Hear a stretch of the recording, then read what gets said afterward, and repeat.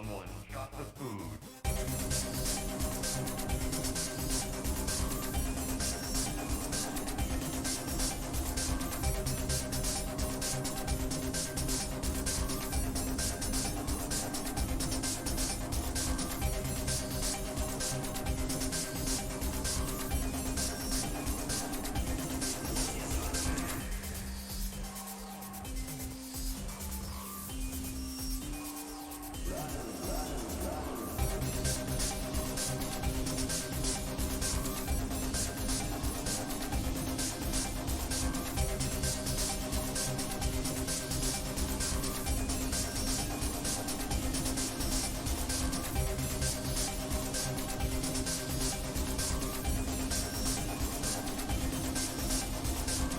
Light force flooding out.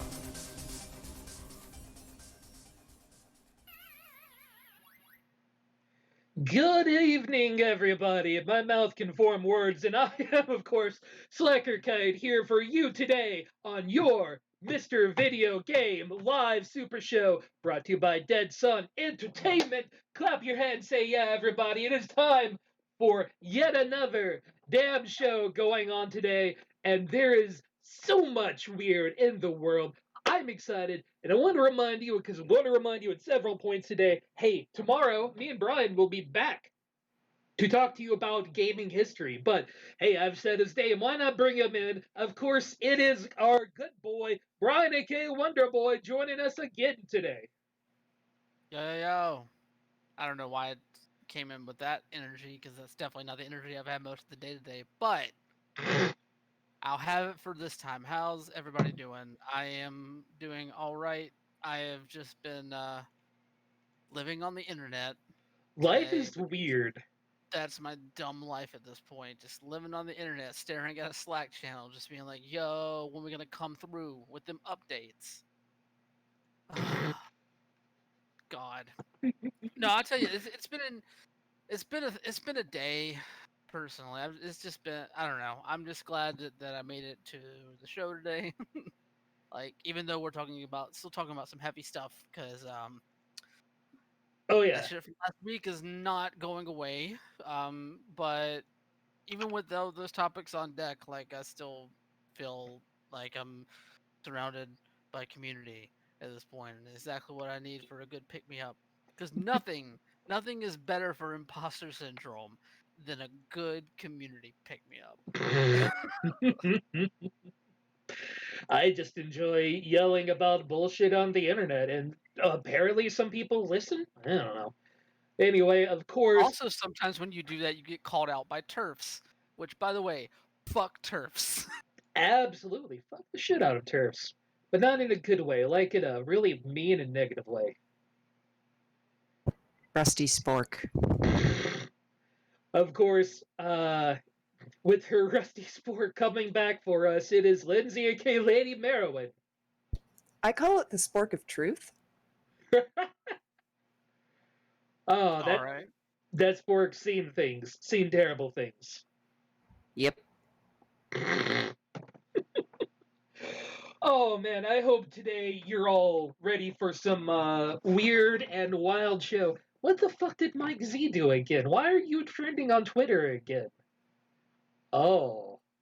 Oh. You know, Oh boy.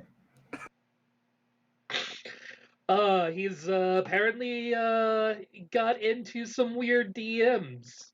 Uh, ooh, kind of gross. Anyway, hey, he's not the only guy that made Skullgirls, but holy shit.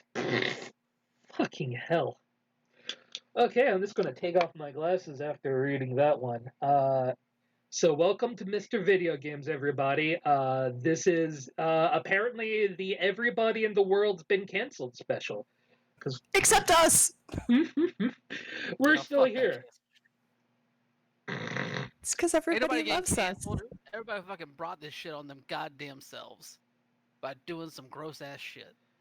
Yo, Ain't absolutely. nobody getting canceled. Fuck y'all. Not y'all. Fuck y'all.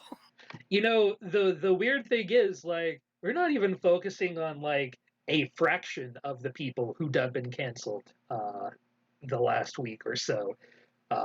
Shit's been fantastic. But you know what? Let's push that back for just a second. Hey, Lady Marilyn, what the hell you been up to the last week? Honestly, not much. Trying not to melt. It's been so warm here, and the death by heat stroke is real. Have you considered frosting off the igloo? Of course. Maybe the beavers are using it at the moment. I recognize, but Oh, dude, the igloo melted long ago. fair, fair. I pray for the times that the dreaded day star sinks below the horizon and I might get a few degrees of relief. Maybe glad that I can't go into Canada right now. Then. We have a west facing apartment. Oh, just all this terrible air conditioning in this house. Oh, it's so bad. I need my Hey, fuck you, passport. my air conditioner's broken. Oh, I'm I sorry. have to pay if I want like a window air conditioner in this building. I need to pay at the beginning of May $280 to be able to have it in until like September 3rd. Jesus. Yeah, but your electricity's free. That's why I have to pay $280 because my electricity is included in my rent. If I was paying my own electricity, I'd only have to pay $150. Maybe getting a bit of the better deal there. Yeah. Brian, how you been, buddy? Well, let me just say, whenever you spend most of your week staring down numerous anecdotes of allegations of abuse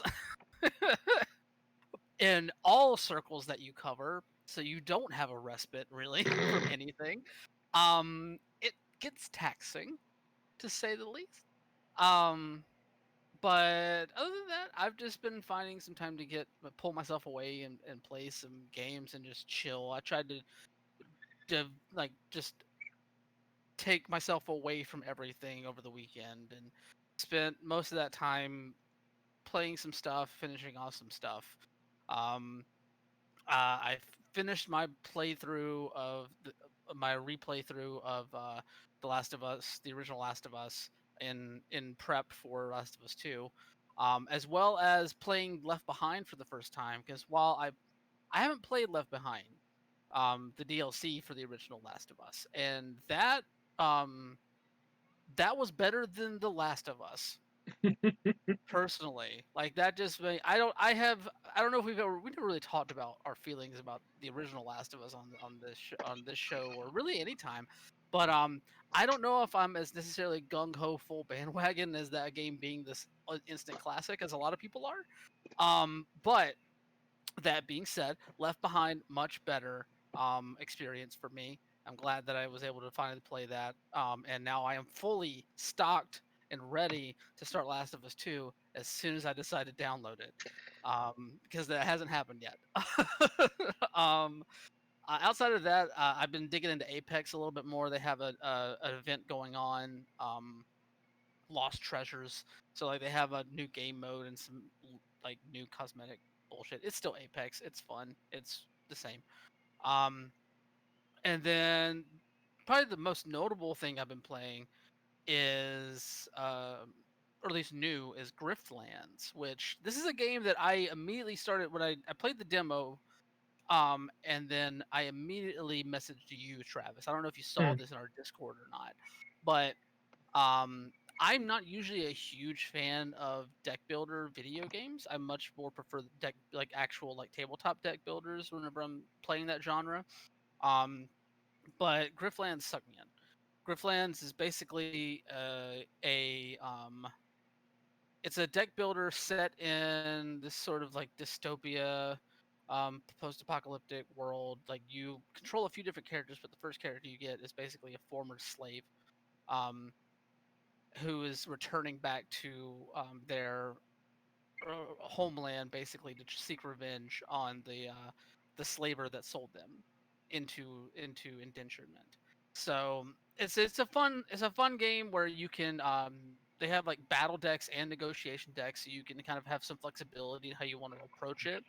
And I will say this, for a deck builder, I did not expect as much world building and character building as they did in this game, because like it's honestly one of the better more immersive sci-fi settings that I played in a while, like in terms of like a sci-fi dystopia sort of thing. The writing's great. It is right along my politics. It's great. Like one of the first things you run into, because like some of the quests are like kind of proc gen, so like it's some similar stuff, but it shows up at different times. And one of the first quests that I've run into is like, hey, you want to like help me out with like trying to unionize these motherfuckers, comrade? And I'm like, yeah, let's take down the slavers and unionize these motherfuckers. So like, so it's just like it's really interesting, and there's a lot of depth to it, and I really like the battle system in it. I honestly prefer the negotiation decks over the battle decks, but and the art style is really cool. It's made by Clie, which same people that did Don't Starve. Oh, So like it's sort of that style, that art style a bit. A lot of jagged edges on your character designs, but a lot of interesting designs too. And the writing is top notch so far. I'm digging it, and I'm gonna keep playing it because I just unlocked the second character, and I am ready to see what comes of that. So it's been fun. It's been a fun game to kind of lose myself in for a little bit. oh yeah. I actually kind of want to ask you, somewhat tangential to what you were saying at first. Did you watch the Jim Sterling's Jimquisition this morning? I did, yes. Like, what do you think about like all of that? Because especially here's a guy that moved all the way to Philadelphia to be a part of a wrestling organization that has folded from all of this. Okay, so if you didn't catch it, basically the promotion that we're talking about is called Chikara Pro. It's a company that was founded in 2002 in Philadelphia, and it's basically been one of the most popular independent organizations in pro wrestling for the longest time. It's no surprise to me that Jim would move to Pennsylvania specifically to work there, because Chikara is one of those places that a lot of people like look to as a place where they want to work at some point if they're still on if they're working the independent scenes there. And a number of wrestlers that I follow and that I've spoken with, especially for LGBT in the ring, have come through Chikara, either through their school, the Wrestle Factory, or have regularly worked there. Um, and they were all affected by this too. Basically, the owner and founder of Chikara, Mike Quackenbush, was one of a number of people within Chikara that had allegations come out against them about like sexual misconduct, um, abuse, like practices of abuse at the wrestling school, kind of using their position of power against female trainees and that sort of thing. Also, Matt Quackenbush said some homophobic bullshit a while back and never really atoned for it. But all of that kind of culminated with Quackenbush shutting down the promotion as a response to everything, and removing himself as head trainer for the school. Now, honestly, I'm perfectly fine with the move, because Mike Quackenbush was Chikara. Mm. And anybody who was going to work for Chikara, it was because of what Mike Quackenbush built there.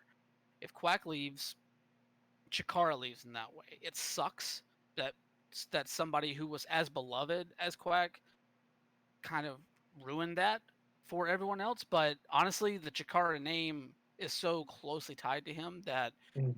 there's no way it could have gone on. And it sucks in many different ways. There like so many people that work in Chikara work specifically in Chikara, for the most part, or they work gimmicks specific for Chikara while working under different personas in other places, because Chikara is that special. It has a certain attitude towards it, and losing Chikara sucks. It's a pain, but it's one of those pains that you have to learn to live with.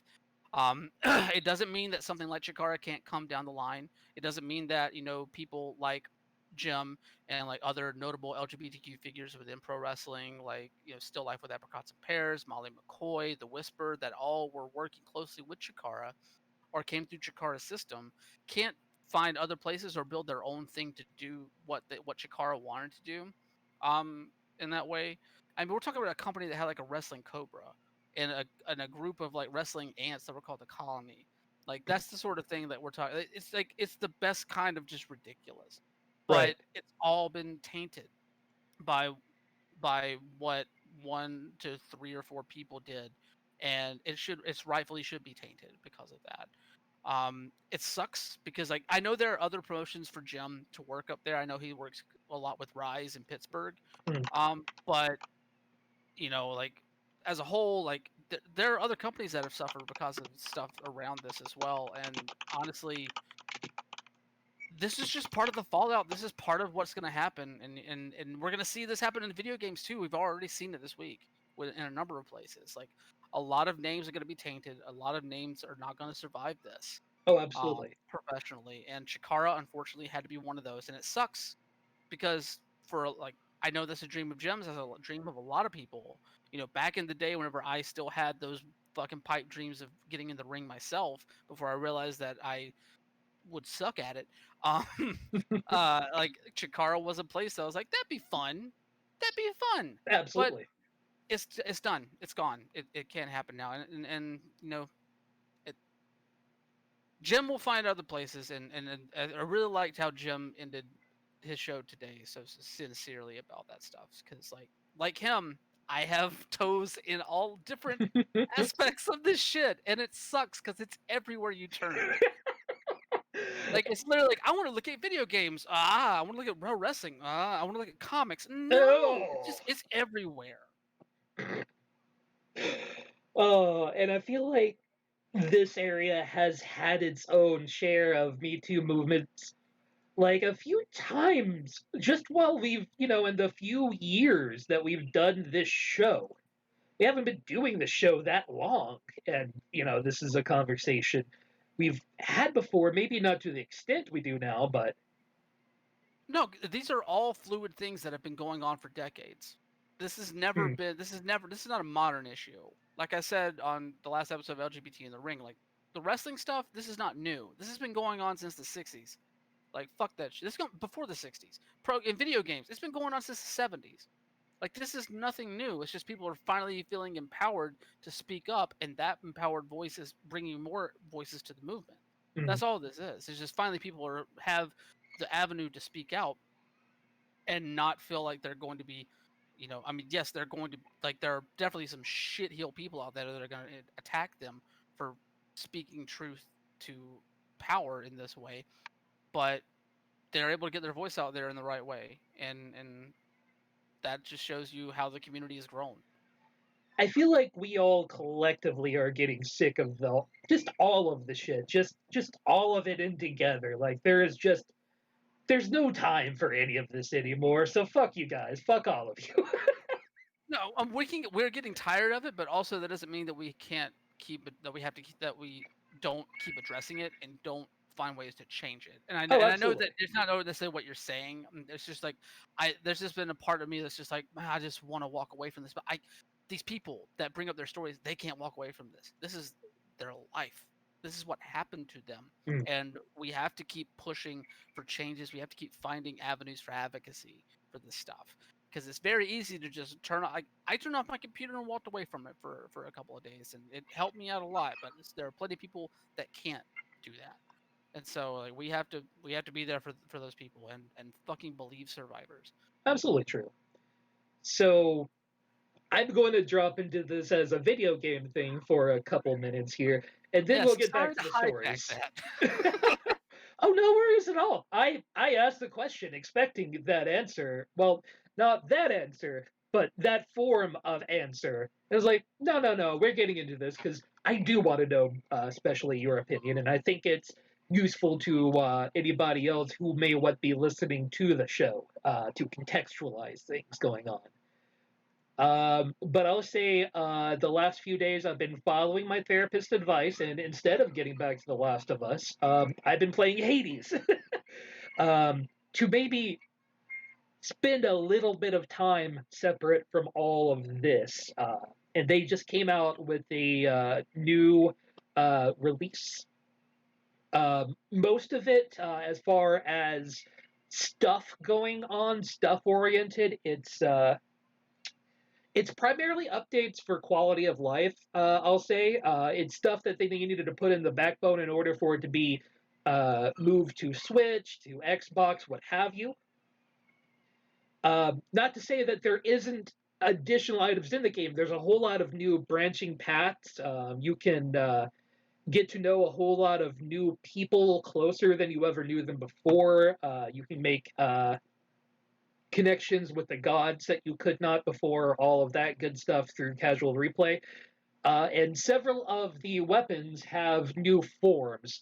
The special forms that the game puts out are either mythical forms from like people in literature or from gods outside of the Hades pantheon, let's say. Uh, Most interesting to me, and I apologize if this is a spoiler to anybody, but the railgun mod is Lucifer's railgun.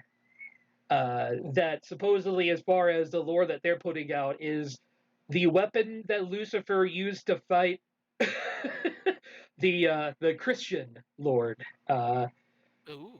Yeah. So, and that's really all that our hero knows is, hey, some guy named Lucifer had a disagreement with his dad and used this. The gun itself is great. You fire out this like shot that is like a brimstone pellet, and if you shoot that with the laser main attack, it explodes into like massive area effect damage. Shit. Yeah, all of these weapon mods, like there's the Beowulf weapon mod, King Arthur's weapon mod. Uh, God, I forget the name of the Chinese general for the spear, but spear. But all of them, they're really hard to use properly without going through a whole lot of modification because when you first get the weapon, they're kind of awkward. But if you're able to get something good going with these weapons, it's fucking great. And it's great to see the developers really play with the mechanics in some fucking weird ways with these weapons. So it's a hell of a lot of fun, even if there is an additional story element. And I will say that they have stated their next release, which will be some point this year, they don't know when, is going to be their actual 1.0 release, where they go live and all of these storylines will come together, which I am excited as fuck for. So I'm going to farm all the things before the official 1.0 release. And there's actually a game that can be on all of your devices. So yeah, dope as shit. Fucking love Hades. God, this is a game I keep meaning to get into, and I just never think about it whenever I go to boot up something. I think it's just because my backlog is so fucking long. But no, that's rad to hear. I'm glad that they're approaching 1.0 now, and I'm very curious to see what the final product looks like once they smash everything together. Yeah, after 3 years, you can finally escape Hades, and it's going to be interesting to see if that pays off for the community that's been with Supergiant through all of these releases over the last 2 years of public access. All right, we all ready to drop into some newsy news? Let's Sure. do it. Oh yeah. Getting a start here. First off, Oh, great. it's gotten we're back to brighter Twitch. here. So last week we talked about all of the accusations of sexual misconduct that have been going around. And boy, there were a lot of them that came out of last week, and rightfully so. When Twitch first put out this announcement that we're continuing our efforts to make Twitch a safer environment, I'm not gonna lie, I didn't fucking believe them because they've said this before. A lot of us thought it was just going to be lip service. Yeah, and you see this And this sure as fuck sounds like lip service, doesn't it? That we will continue to assess accusations against people affiliated with Twitch and explore ways Twitch can collaborate with other industry leaders on this important issue. Boy, that just fucking feels like absolute garbage. And no, they have for once kept true to their words. After the Twitch blackout on Wednesday, there's been a lot of bans. Several they list here on Engadget, including Bless RNG, Wolf21, Warwitch TV, and I Am Spoon. But there is a whole lot of track partners that they're looking at, and recent bans and unbans are all being listed here on this website. And so we've gone all the way up to 42,577 track partners, 36 in the last 7 days alone, and 167 in the last 30 days. But yeah, apparently Twitch has been doing all right by their promise, with a couple dozen people that Jesse Quill here has laid out for us, for people that have been violating people's space and Twitch agreements.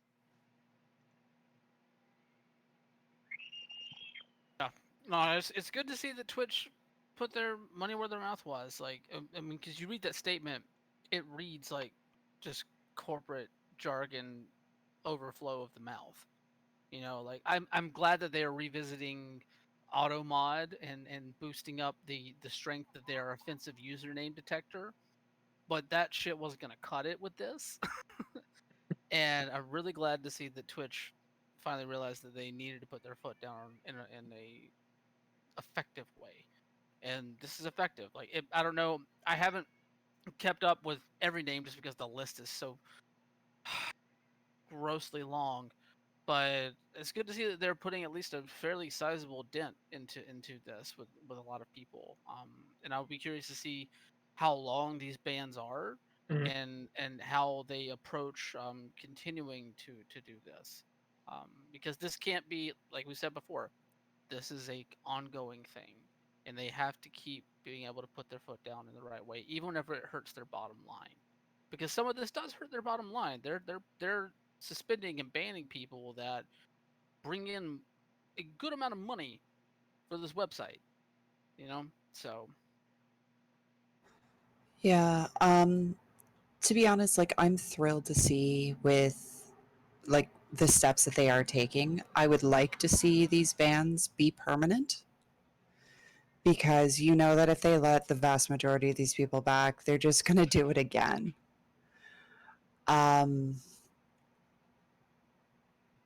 It felt a lot like lip service, but seeing the elation on Twitter from some of the people who organized the blackout going, "We spoke, they listened," was incredible. Yeah, it's a lot, and the response from what I've seen so far has been mostly positive.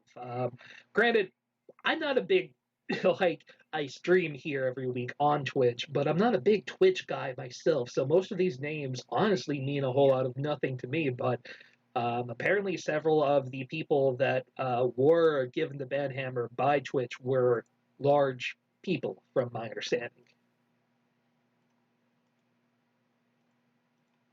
yeah, I mean, there were a number of them.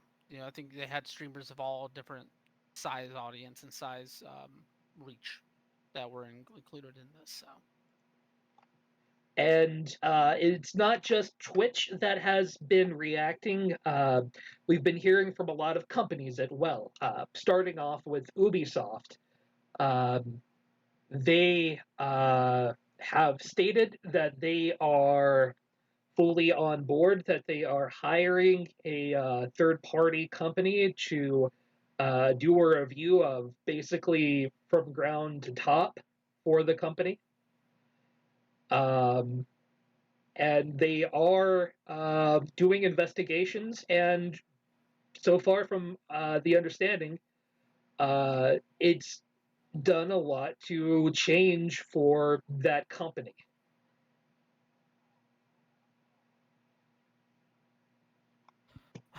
I mean, I'm gonna approach this in the same way that I've been approaching a number of other organizations that have been caught up in this, that are pledging to do internal investigations of their people to make sure to like validate claims and figure out the best course of action going forward. Um, with giant companies like this, Mhm. who can feel fairly insular at times, it's hard to trust that internal investigations will be as thorough as needed. True. I'm glad to hear that they have hired third-party people to participate in this in some way, shape, or form. I would love more clarity on whether they're going to be running these investigations or if they're going to be working in hand with Ubisoft, because honestly, the third-party people should be handling this. Mhm. They should be taking the point on it, because like it's well, like look, we can like and dislike Ubisoft as much as we do on this show at times, but I cannot trust a corporate structure to police itself. I can't. Absolutely. Even with this stuff going on, this is something that you need someone from outside of the company to offer a different perspective and hold you accountable for the people that are doing these sort of things. I'm really glad to see Ubisoft's response so far, though. They've suspended or taken a number of people out of their company after the allegations came out. Most notably, Asaf Ismail, the director for Assassin's Creed Valhalla, which I know we're going to talk about here in just a second. He's next on our little rundown here, but like they've had some people in high power positions that were accused of some of this stuff, and they were quick. They were quicker than a lot of other places, not just in video games, but all over. Like they were quicker than a lot of people in terms of addressing this internally. So I will commend them for that. They should not be running an investigation of themselves at this point. No corporate structure should be running an investigation of themselves when it comes to this movement.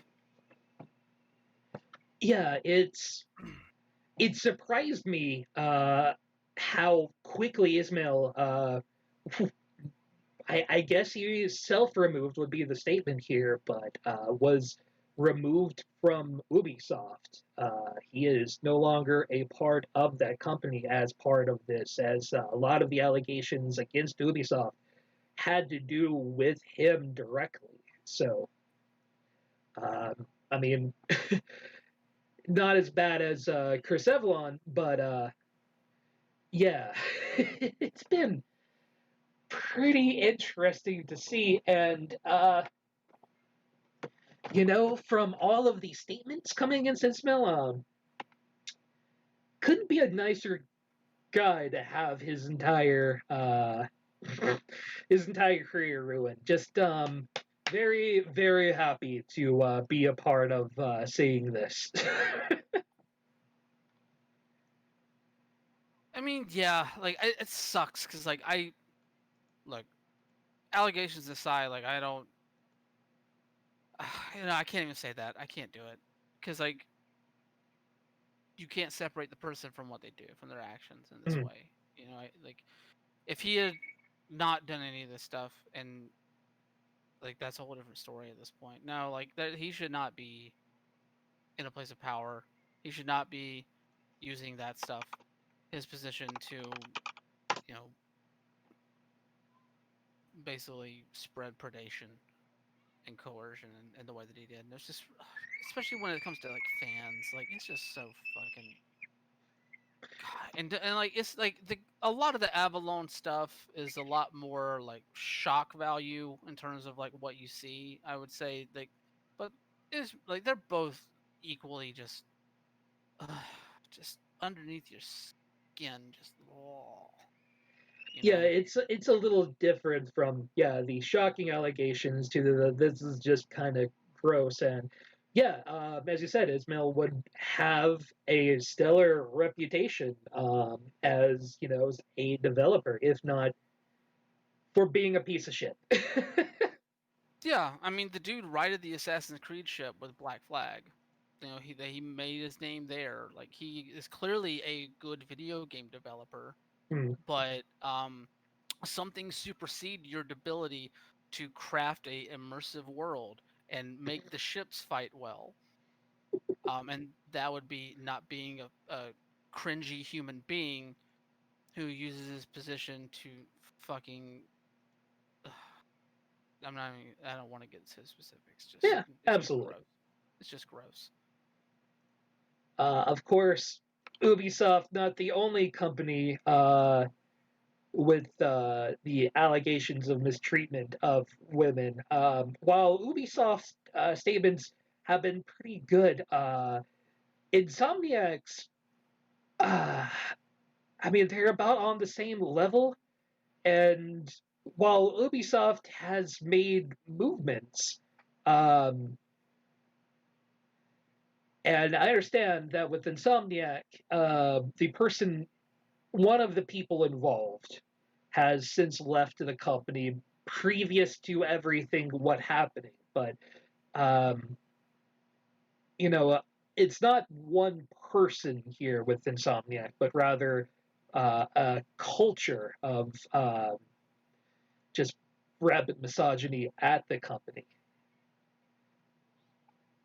And they they have just said, "Oh, we took numerous steps, and we're not going to say what we're doing or what we've done." Why? Why not? Ubisoft came out and said, "Hey, we're hiring a third-party company." And I understand a company saying that we can't discuss the legal actions that we are doing, but at least saying how you plan to change your company for the better is fucking required at this point.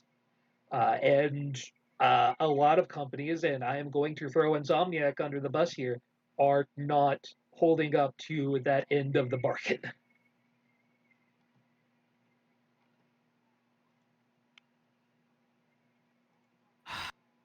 Look, like Insomniac has a like as a private company has a right to not discuss these things. And yes, there are legalities that don't permit you from discussing certain things as well. That being said, it looks really bad publicly and optically to not address these things in a direct manner in some way, shape, or form. Like I honestly like reading. I read that tweet thread from a character artist, Mm. and a lot of the stuff in there, that they allege, is really gross in a lot of ways, especially whenever it comes to like a lot of the ways that women are treated professionally within that company. And this isn't the first time we've seen stuff about Insomniac. Um, it hasn't been like this high profile and hasn't Right. been like this well detailed, but there's been rumors about that for a while.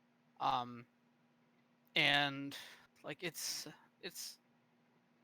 it really pains me to see them not willing to engage with it and really figure out a better way to respond than what they did. Like if you're like doing all you can internally to try and do that, then that's fine. But you have to give out something other than just we're a workplace family. Like, well, did you read what one of your former workers wrote? Because it definitely doesn't sound like that. You know. Yeah, I don't think either of us are asking for them to pull out the pitchforks. and start going to town on people, right? It's I'm not interested in that. And even after this, if they don't do anything, I'm not extraordinarily pissed at Insomniac, and the a lot of the right movements were taken into Ubisoft, but it does sour you on that company, right? That they look at this situation that they have in front of them, and this is the best statement they can make. You could at least condemn these actions, but I guess they don't want to for legal reasons. Uh, a statement that we're aware is not really enough with the reports from other people. And again, I don't think this is damning of Insomniac as a company. But if I were a shareholder, if I were somebody looking to join the company, if I were somebody looking to work with Insomniac, this keeps them from really doing a lot because this is the sort of negative PR that the company does not need. And of course, that's approaching it from a very taciturn as a person running a company, because Insomniac itself is not one thing, right? It is a development company, so not everyone there are going to share the same values as everyone else. Despite all of the statements that companies like to put out of, but we're a family and we work together. Bullshit. Fuck off. A Work's company. not your family. Yeah, I may like the people that I work with. I like the people I work with a lot.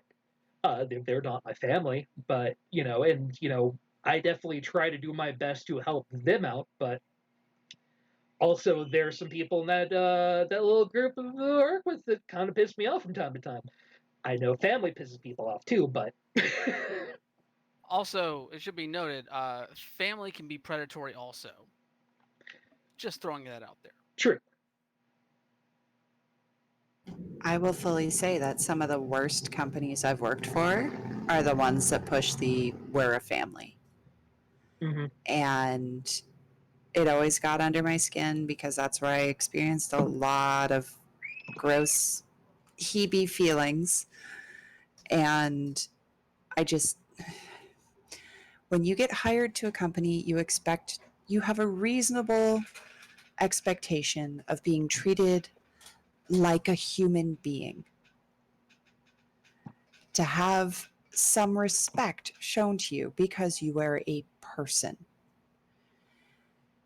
And so seeing all of this is just, it's absolutely horrifying. It's completely saddening. And we've been saying it all along, shit needs to change. Yeah. Tech as a overall medium. And I've worked with and for several companies as a tech, and I can honestly say that tech is horrible to women, just in general. They're not treated the same within the company. It is not just a gaming thing as far as culture is concerned. I will say from just 10 years ago, it's gotten a whole lot better. I think companies have gotten better at not having these jock mentalities. It's certainly not Atari from the 70s that we're looking at anymore. Company cultures have gone an awful long way towards being better about this sort of thing, but there's still work left to be done. Here on that. I mean, don't forget, we're only a couple years removed from like literal executives at Riot Games hitting each other in the nuts for fun.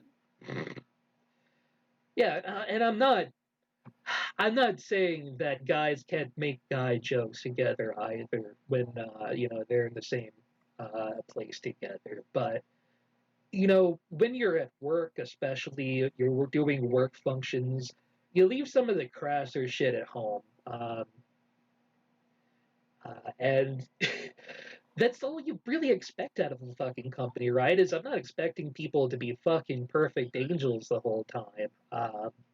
But No. I'll tell you, I drop a lot more f bombs here in this chat because I am here talking with friends than I do at my own personal job. Exactly.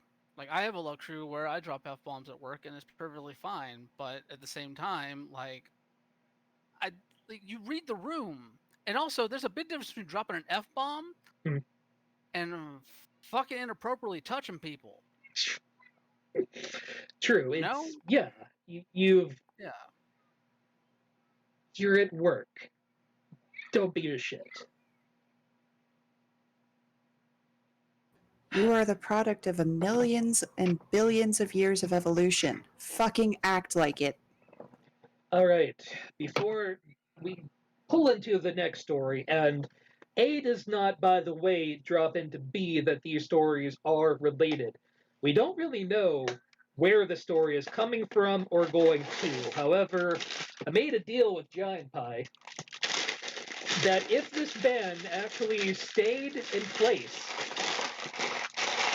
until the Monday show, that I would do a shot on stream. Now, smart me, I'm just realizing I absolutely forgot to bring a chaser with me, so I'm guessing this delicious Arby's sandwich is going to be my chaser Oh to this one. god. That is the worst idea for a chaser I can imagine. Yeah, chasing a delicious Glenlivet 12. With a fucking beef and cheddar. Yeah, You do a disservice to that, good sir. Glenlivet 12 out of a fucking coffee cup. Yo, that's classy. I am classy fucking dame, and don't you forget it. Giant Pie, That's a this bad is to man you. shit. That's what that is. You're like Dom Draper, but without all of the bad qualities. You know, It means that you don't exist as a person, but still. it's a reminder that Glenlivet is not bad.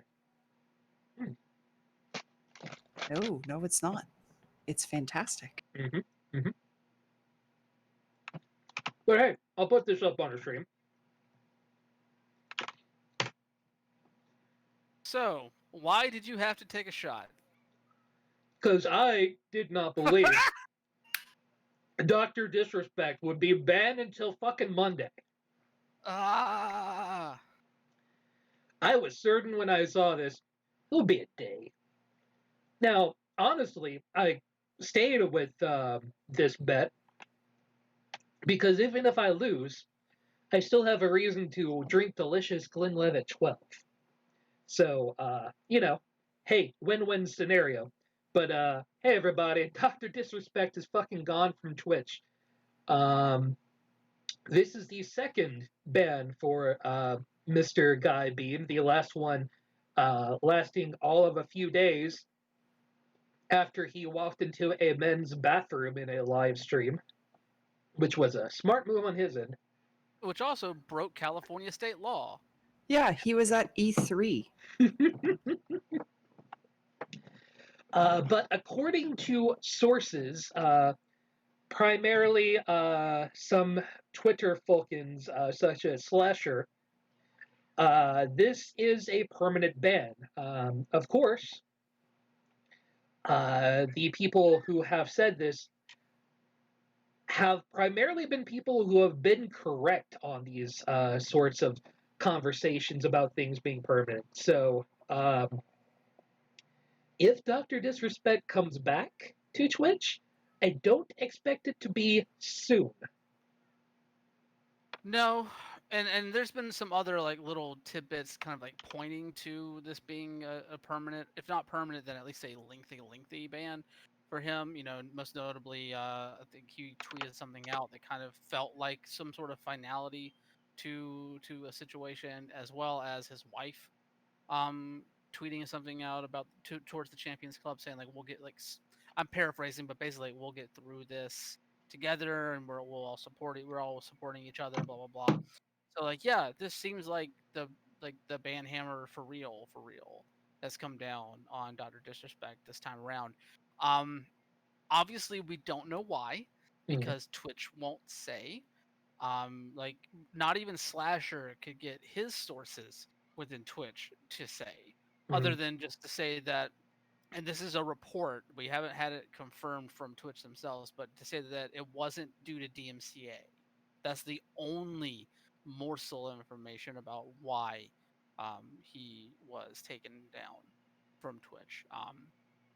That being said, though, because I don't want to speculate personally on what it was, because like that's a road of so many possibilities. Although I am curious, Merwin, as the resident sort of Twitch historian, if you had like heard of any like real reasons for other people being permanently banned from the site, outside of the obvious stuff that's been going on this week, um, to go there.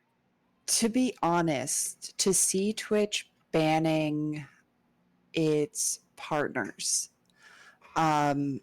seemingly permanently, that is a big move and a huge risk on Twitch's part because they generate a crap ton of revenue.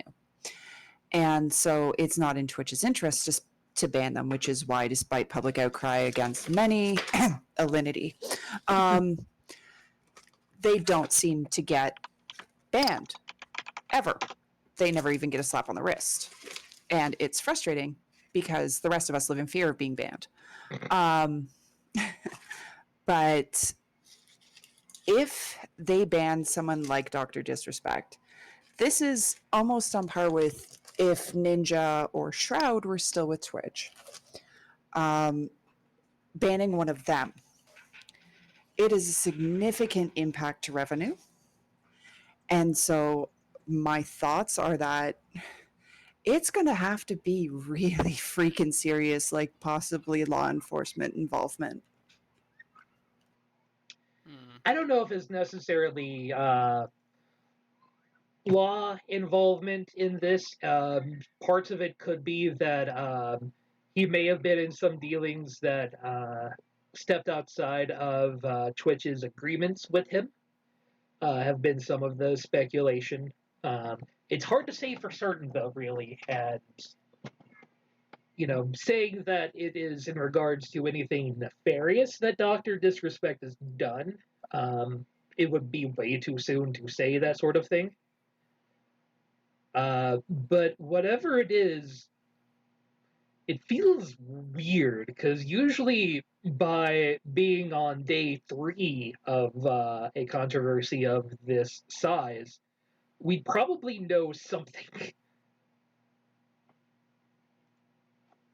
Well, I mean, Twitch is notoriously tight-lipped about this stuff. Mm. You know, they hardly ever announce why they ban or suspend anybody. You know,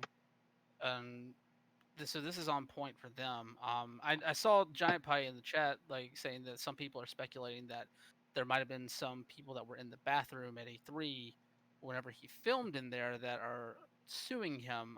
I haven't seen anything in terms of a court filing so far. But that, I mean, it's a possibility. I don't know how likely it is, considering that it's almost a year removed. Actually, no, now it is over a year, just by a few weeks removed from that happening. So I don't know. It's possible, but who knows at this point? But I mean, the real story is like this is something that Twitch probably didn't want, definitely didn't want to do from a financial perspective. But I don't know. I'm curious if this really pushes Twitch to better vet the people that they enter into these lucrative deals with, and how they, kind of cultivate the best practices and cultures for people that they invest in that way going forward. honestly, I don't, with Mixer going down the way that it has, I don't know if Twitch is necessarily gonna be doling out contracts like the ones that Ninja, Shroud, and Dr. Disrespect got. Yeah. From the respective streaming platforms. Just because I don't know if like that kind of money is necessary anymore, considering that Facebook Gaming is nowhere near the competitor to Twitch that anything else really is, even YouTube at this point, which I think Dr. Disrespect is still running streams on YouTube right now. So, Wouldn't surprise me. yeah. And cat noises.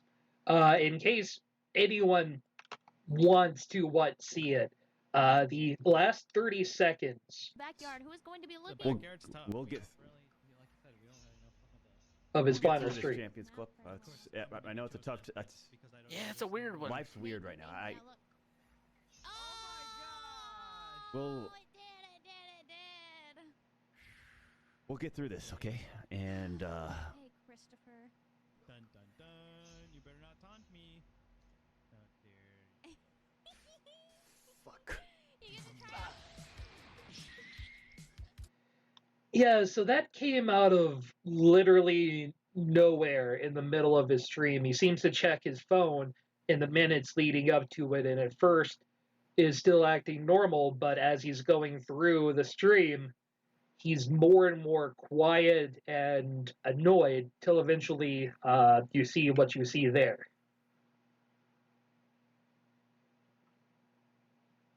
It's a really interesting portrayal. It's almost as if like he got the news in real time. It also could be that he hasn't been banned, he's retired. He could have done this himself to get one last hurrah, deleted his channel, kept all of his shit up on YouTube because you can subscribe to him there. And it's his one last hurrah before he says, yeah, no, bye. Obscurity now. Thanks, bye.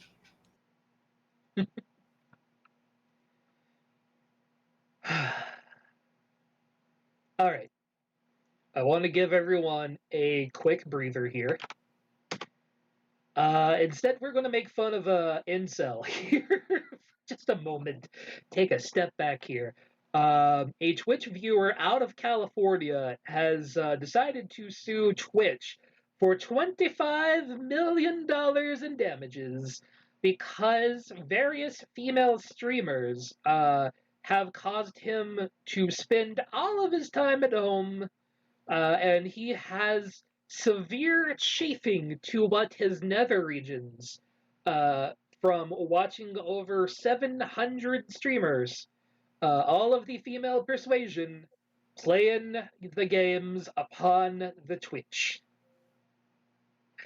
I know this lawsuit is going to go goddamn nowhere, and this is the man who has sued Microsoft and Nintendo before in various allegations that have gone goddamn nowhere.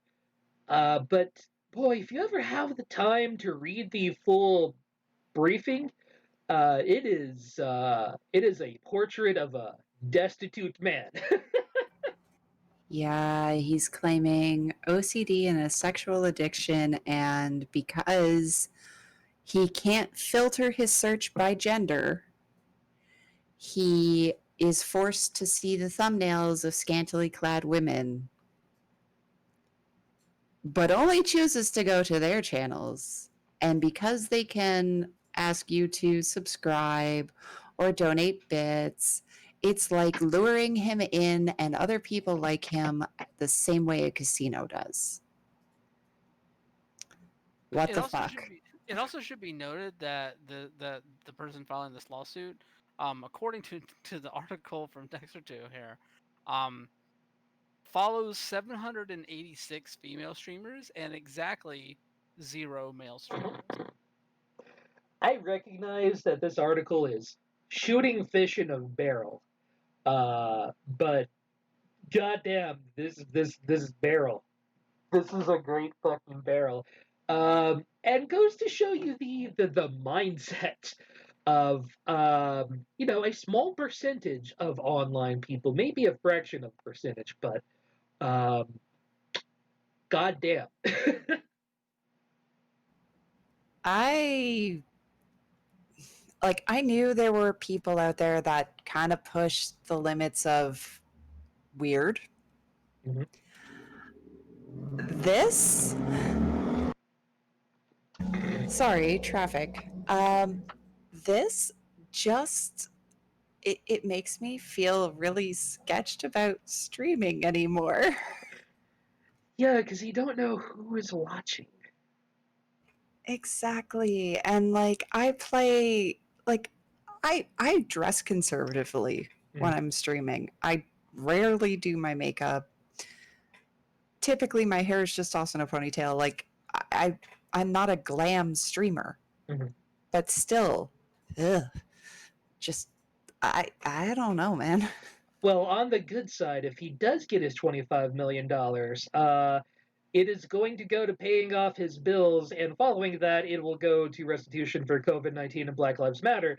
So, I guess his heart's in the right place. No, it's not. No. Well, it's Um, going to him and other Twitch Prime Turbo subscribers. yeah. And then, Yes. so 3 cents. Exactly. Let me preface my next statement by saying that sex addiction Mhm. is a real thing, Yeah. and people suffer from it, and they receive treatment for it, and kudos to anyone who is working to better themselves and overcome these sort of things. That being said, that does not mean that you come out and sue a company along with a large number of female streamers for simply using their own agency to put themselves out there in a way that makes themselves feel comfortable with themselves. Like, you can have sex addiction, it can be deteriorating, it can be debilitating, but that does not give you the right to tell women how they should dress, how they should act, and police a platform like Twitch. All right, that's these two things are not equivalent at all, especially if you're asking for $25 million in damages. Like this lawsuit is immediately Twitch is going to file for a dismissal, and they're more than likely going to be granted that dismissal. Mhm. Like, this is just spurious on spurious, you know. So I'm not trying to demean sex addiction in any way, but it does not give any person the right to tell other people how to live their lives. Hey, while we're on the subject of telling women what they can do with their Oh bodies. God. Oh, am I going to get ragey? Yep, I'm going to get ragey. Get it out. Get that GC rage out. Good old J.K. Rowling. Just kidding, Rowling. Has said some things. Yeah, I'm incognito on Bloomberg. I should remember this because boy, I love good old Jason Schreier. But the summary here is there is a Harry Potter video game in the works, and basically everybody at work on the Harry Potter video game all collectively had a ooh moment, and they decided to quietly push back this game, and instead, Sony and Microsoft are going to more focus on other things in the meantime, and eventually get back to this Harry Potter thing once once everyone isn't done with shitting on J.K. Rowling. That delightful scamp of a lady, J.K. Rowling.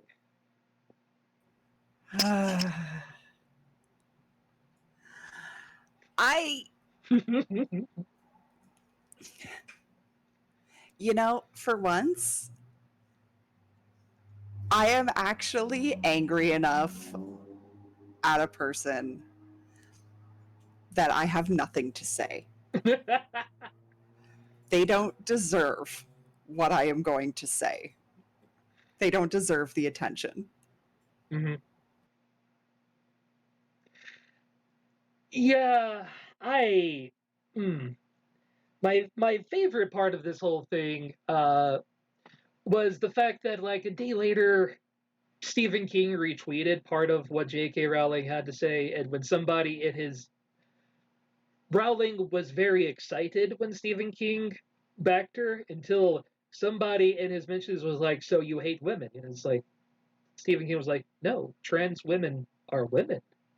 And instantly, J.K. Rowling deleted the tweet and then unfollowed Stephen King. Oh no. Oh no, your peers didn't like what you said. Like I said it earlier in the show, and I'll say it now an hour later again. This is my only statement on J.K. Rowling because I have no connection to Harry Potter. I never read the books. I could give a fuck. Fuck turfs. Get the fuck out. All right? That being said, J.K. Rowling, to the side, do not care about that woman at the moment. I'm looking at this Bloomberg report. Mm. I do find it interesting that the management at Avalanche, who are developing the game, haven't addressed this with their staff. According to Schreier, most of the communication and kind of quote misgivings about working on the game are being expressed via private messages in Slack, Yeah, that as doesn't opposed to surprise the me. management like sitting down with their crew and discussing like how to approach this, discussing feelings about working with a creator that has been basically outed herself as one of the most vitriolic people of the century, who I might add also um, has basically been utilizing queer baiting to her advantage for decades at this point. But that being said, like I think Avalanche needs to do more internally to address this, and they could be, like this is just a report. They could be planning something ahead of this August 2020 information dump about the game that is reportedly coming up. But I don't know. I expect more from Avalanche, and I want them to do more about really looking at the needs of their staff and figuring out what the best course of action is to take with this. Because while Harry Potter, I recognize that it is seminal to many people from a cultural standpoint.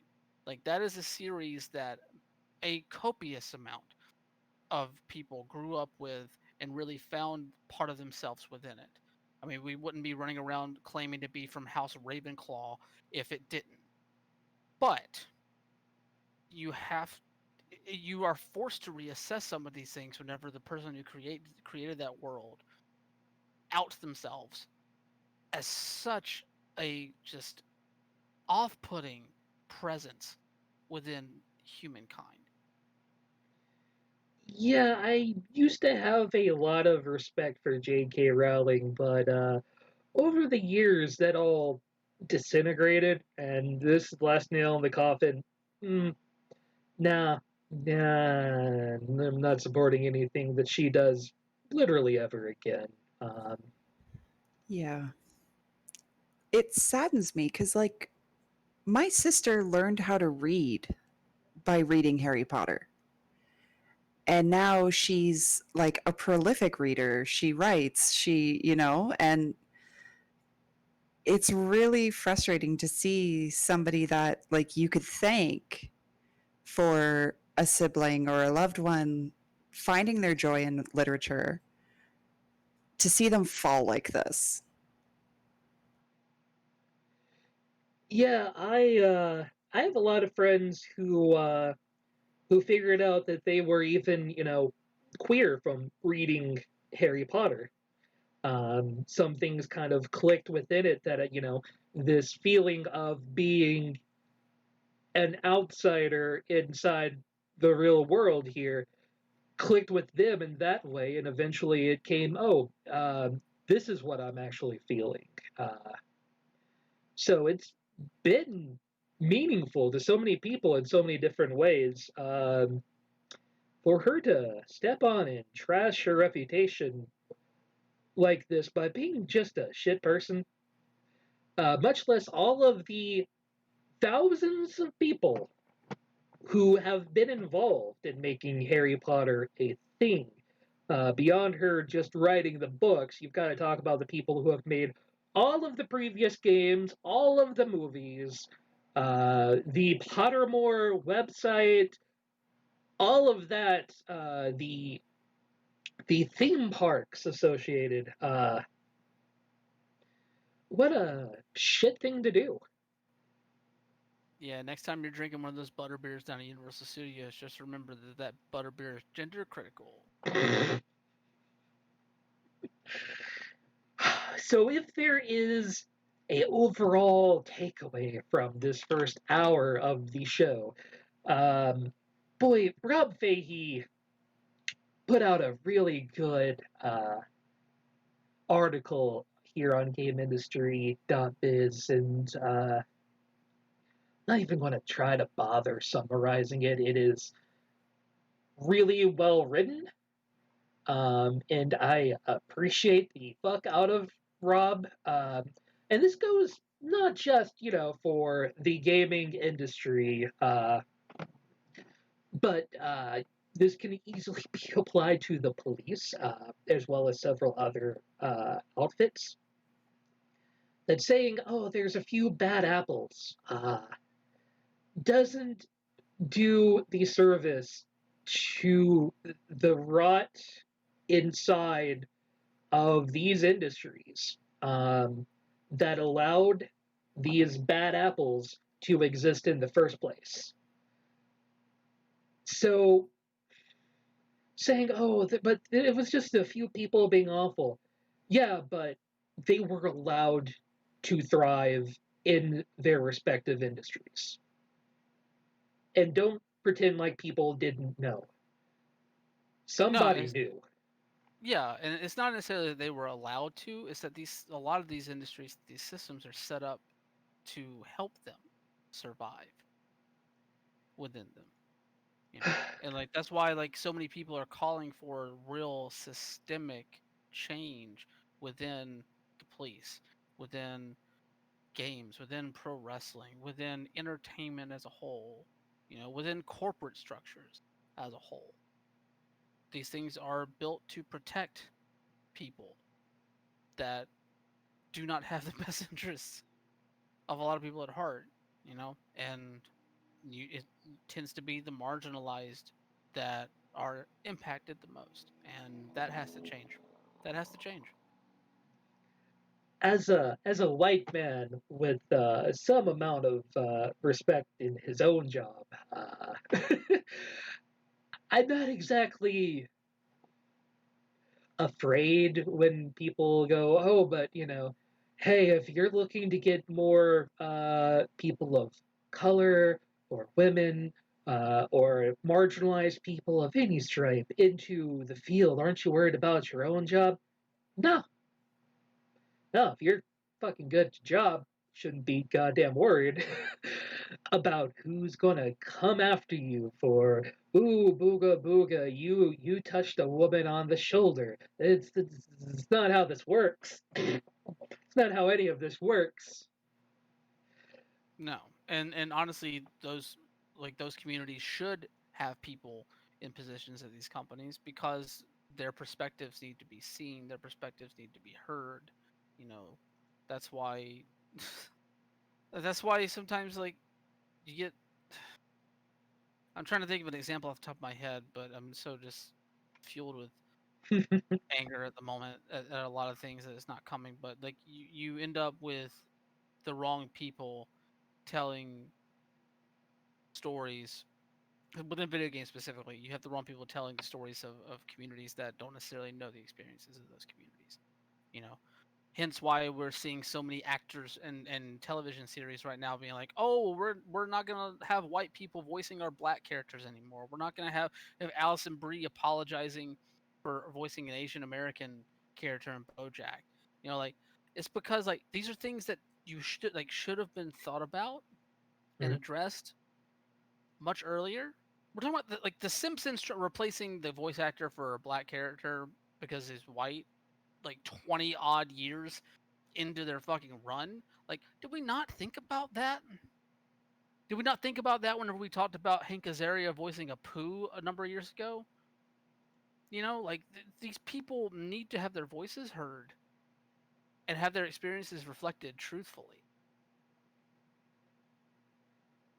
Yeah, it seems fairly simple to me here. Like, nobody is looking to get rid of people, oust people from everything. Just make people be comfortable to work at a fucking job.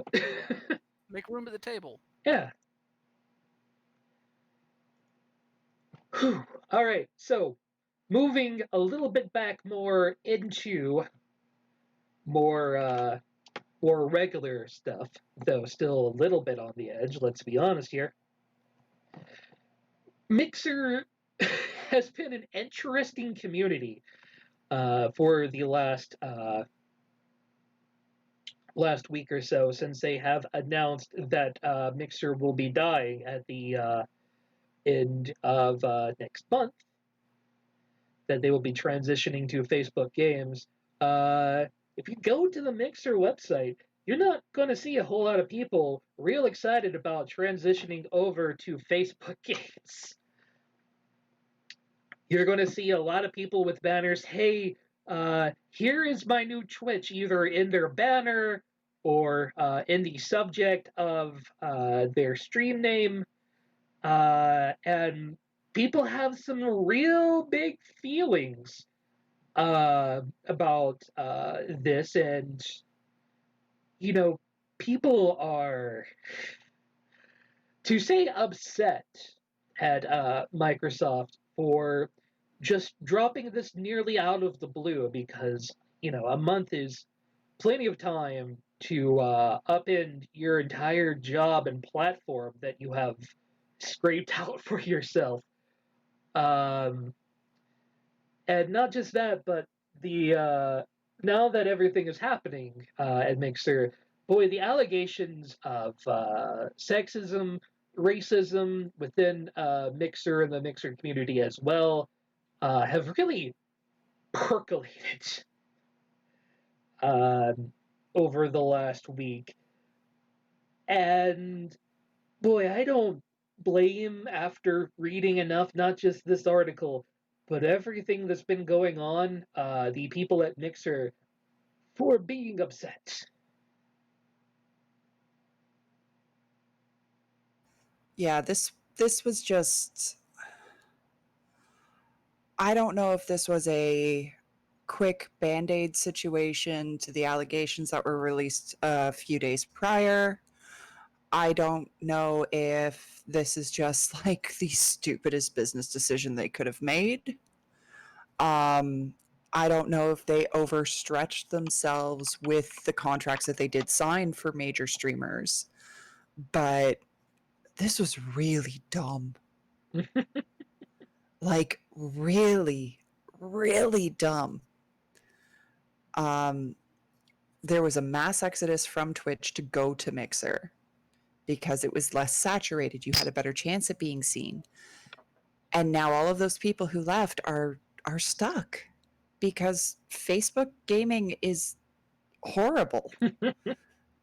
Like, it's absolutely terrible. There's no options to export to other media. There's very few, like, there's very little control over your content. Yeah, and let's be real. A lot of people left Twitch initially because Twitch is owned by ye massive giant Amazon, and, you know, there's a lot of reason to be angry at Amazon for shady dealings and not want to have your money tied into that. And then to say, well, hey, you know, sorry about that, but we know you don't really want to put your money into a shady global organization, so how about Facebook? You know, if you're of that conscious mind. The most unshady. Oh yeah. There is nothing whatsoever shady about Facebook whatsoever. So unshady that Starbucks pulled all advertising from it. That level of unshady. Oh, and Coca-Cola. We're there. Oh yeah, the advertising blackout is strong. Oh yeah, a lot of people are pulling their advertisements not just from Twitch, not just from Facebook, not just from Twitter. I am so glad not to be an ad salesperson in this day and age because you're fucked. Yeah, the decision not to take marketing in college is like that's coming back like 150 fold right now.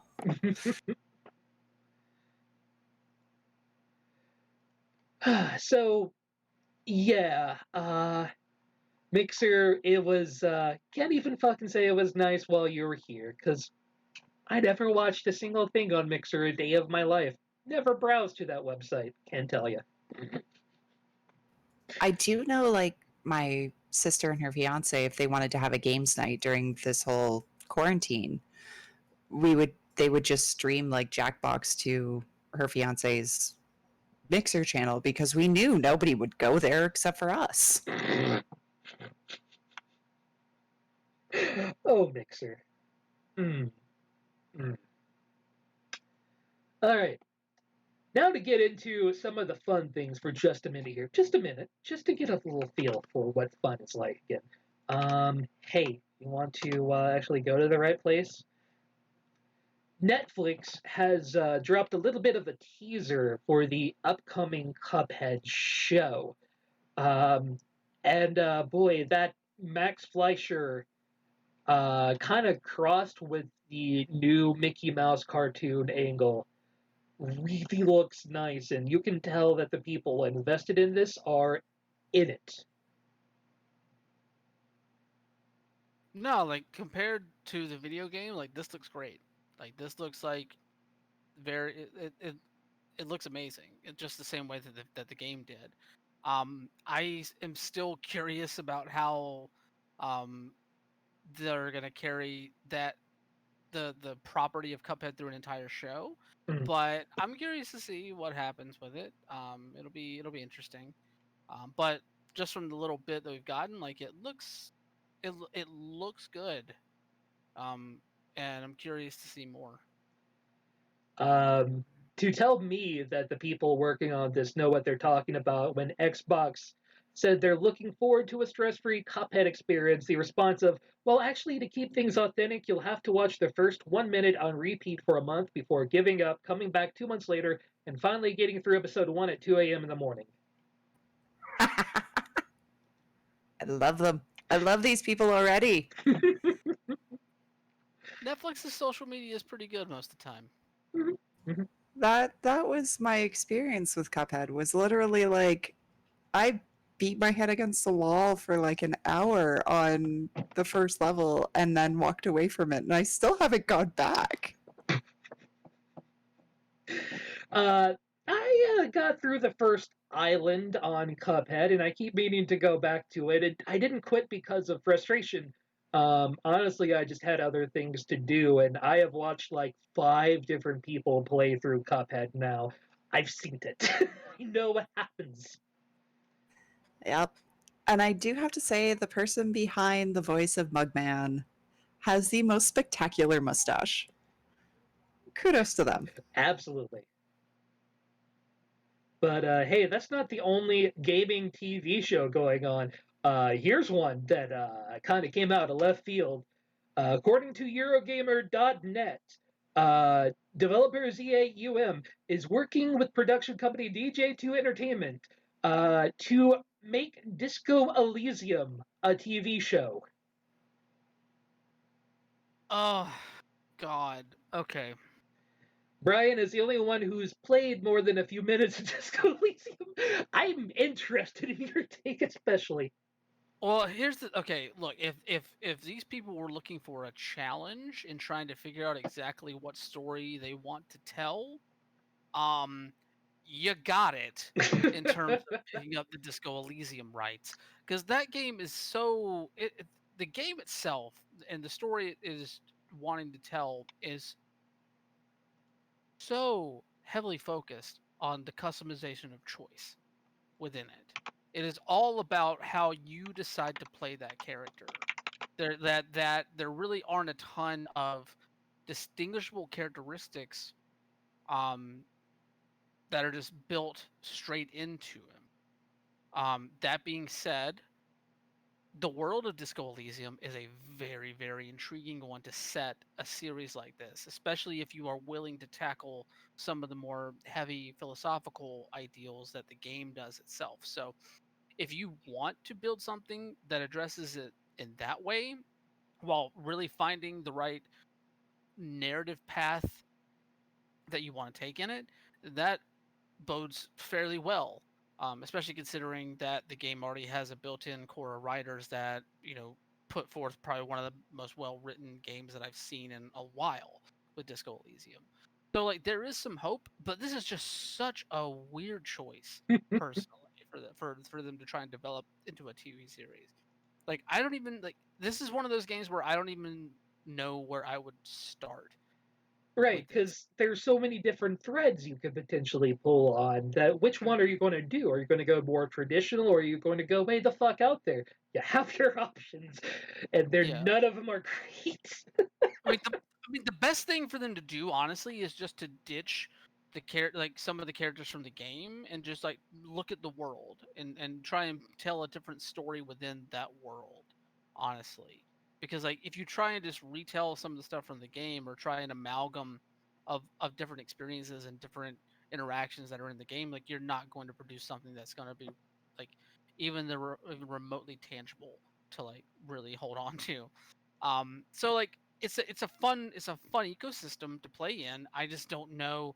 I mean, I don't want to like criticize the capacity that this company might have based solely off of the fact that they also made the Sonic the Hedgehog movie, but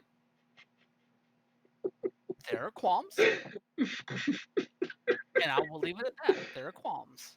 That being said, there are plenty of people that have made stuff that I was just like, huh, that have also come back and made things that really like deeply impacted me. That I was not surprised. I was surprised that they did it. So, if they want to tackle this, by all means, go for it. I am going to be very wary about the final product until I do see it, if I do see it.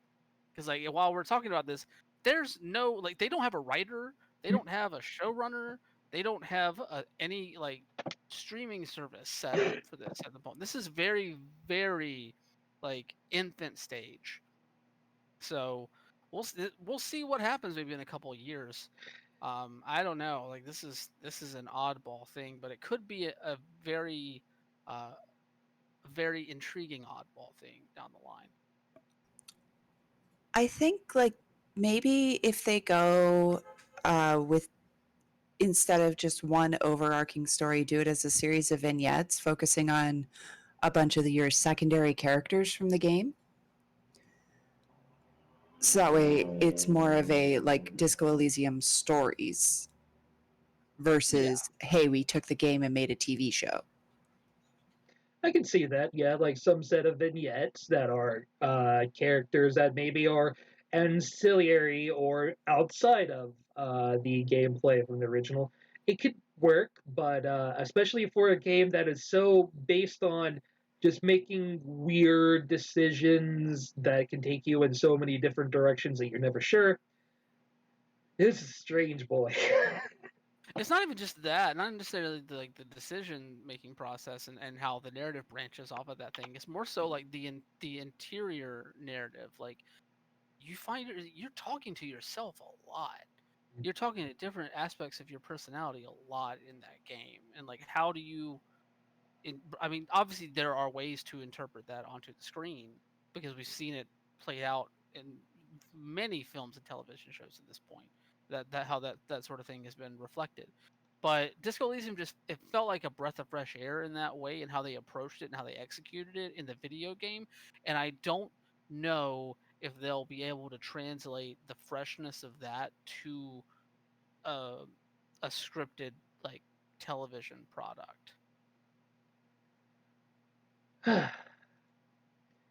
While we're on the idea of strange, I'm just gonna move some things around a little bit here, uh, because I feel like this is a good segue into Hideo Kojima talking about working on his next concept for his next game. We already know that one concept, and we don't know the details of it, that Kojima Productions was working on has been scrapped at this point. So he sent out a nice tweet of him working on his idea for the next game that had a whole lot of Bridges' iconography scattered about, leaving a lot of people to wonder if Hideo Kojima is next going to make a new Death Stranding game. Um, my thought is trying to predict what the fuck Hideo Kojima is going to do is like trying to ask where the lightning is going to go, but hey. You're not wrong. Trying to understand his thought process is like trying to herd cats with dynamite.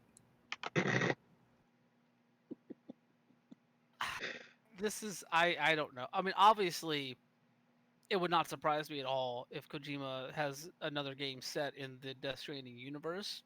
I'm sure that Monster Energy deal was very lucrative for him, and maybe we could get some more of that sweet Monster Energy money with those perfectly rendered cans back in there somewhere. But no, like I mean, I wouldn't mind another game set in that universe. I don't know if would want Death Stranding 2 Mhm. as much as I liked Death Stranding. I don't know, I mean, Kojima is willing to play around in this playground, I think, and if anybody can come up with something just as interesting as Death Stranding was within that universe, it's him. So I don't know. I mean, this could be.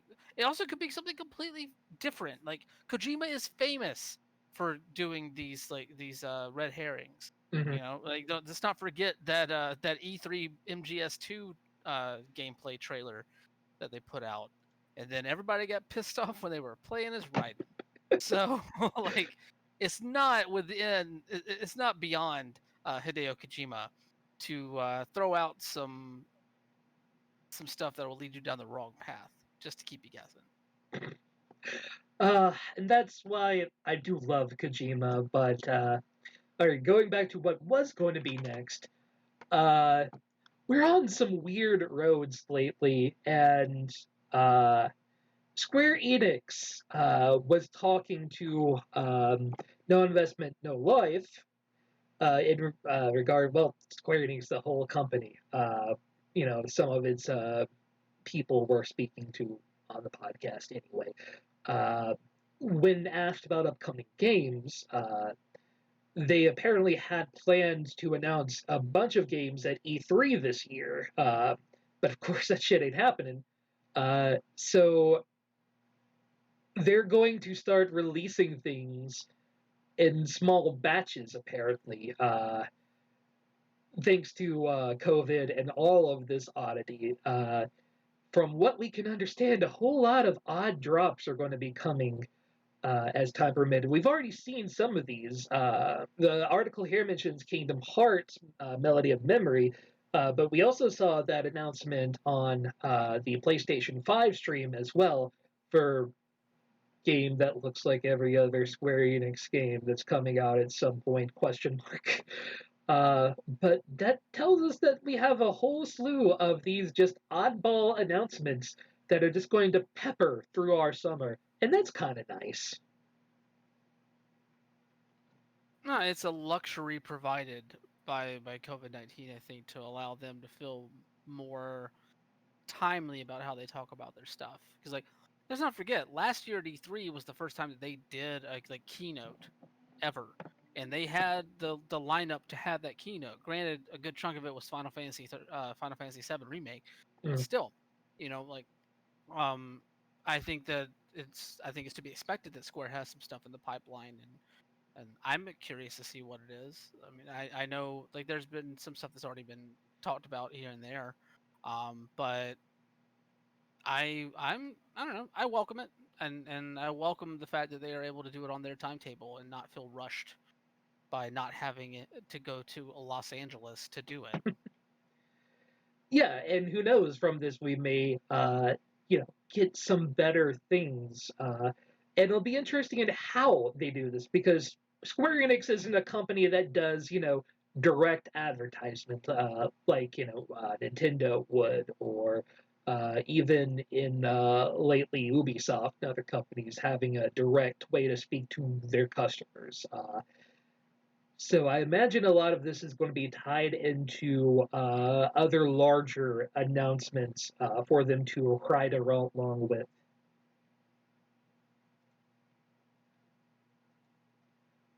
All right. Uh, there are two more things to go, but this one is the last major topic of the day, and this is one that's been trending around Twitter a whole lot over the last week. There was a this Venture Beat article uh, with Sean Layden here, and one of the things that came up was a discussion about video games being too long now. That it ruins both the experience for the player and that it ruins the development because you're making a bunch of things that you really don't feel like belong in all of this. So I guess like my first question is there such a thing as making your game too long? Yes. Yep. Sorry to jump the gun. I mean that is a correct statement.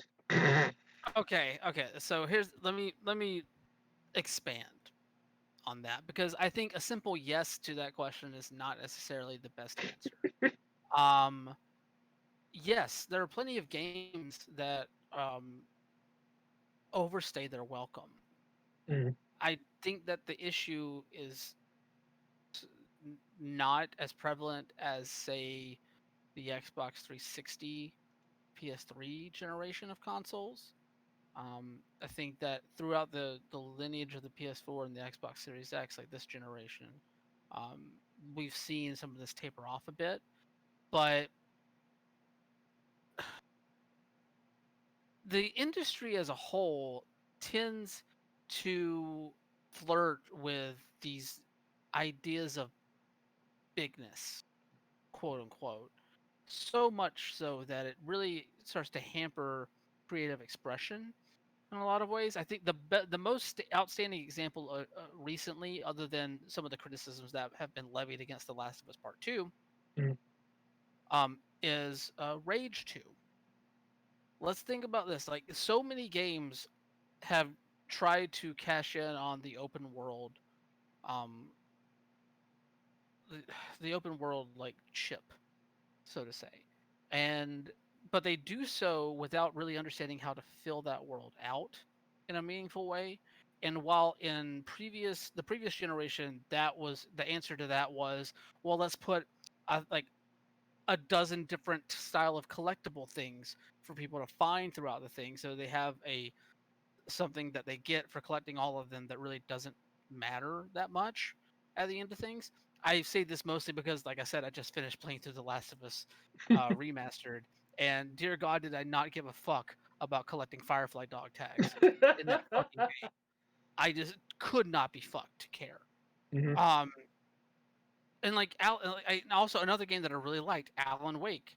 Like, I do not care about all of the collectible stuff that you put in that game. It takes away from the story. And a lot of times, not understanding how to fill out a world and defaulting to stuff like that, or in Rage 2's case, just defaulting to, well, let's just throw more combat scenarios in there that are completely uninspired.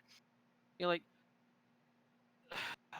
these things, it's not a length problem, it's a bloat problem.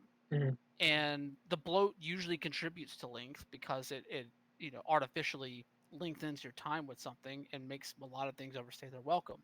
If you're willing to tell a story that is engrossing and requires that long about amount of time, then yes, that is perfectly fine. I'm not going to like bemoan a game that takes me on a journey, or like keeps me engaged for upwards of 40 hours if it does that.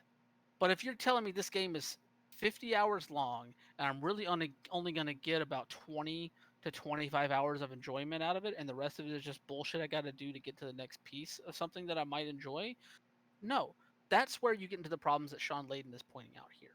Mhm. Like, this is whenever you get to the problem of the budgets being bloated just as much as the gameplay elements are within these things. And it really, really gets frustrating whenever people aren't learning these lessons. Like, yes, we start to move away from some of the open world stuff now, but there's still plenty of companies that are looking at that and not necessarily trying to better understand how to streamline stuff to make these things interesting to players.